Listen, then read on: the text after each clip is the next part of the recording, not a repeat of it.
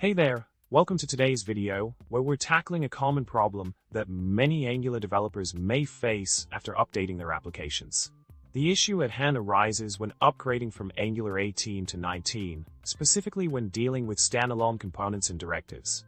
You see, during the update process, all instances of standalone true are rightfully removed, but this can lead to a pesky error in Visual Studio Code related to the imports property.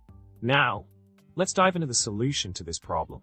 The key here is to remember that after removing the standalone true occurrences, a simple restart of VSCode can often do the trick, resolving the error message immediately. If for some reason that doesn't work, you can also try upgrading the Angular language service plugin to the latest version. It's a straightforward fix, but it should help iron out any issues related to the imports property in your components.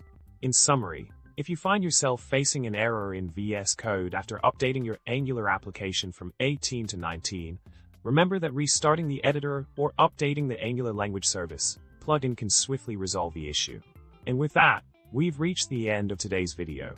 Don't forget to subscribe for more tech tips, hit the like button if you found this helpful, and leave a comment below sharing your own programming adventures. Remember, coding can be puzzling, but with the right solutions, we can crack even the toughest problems. Until next time.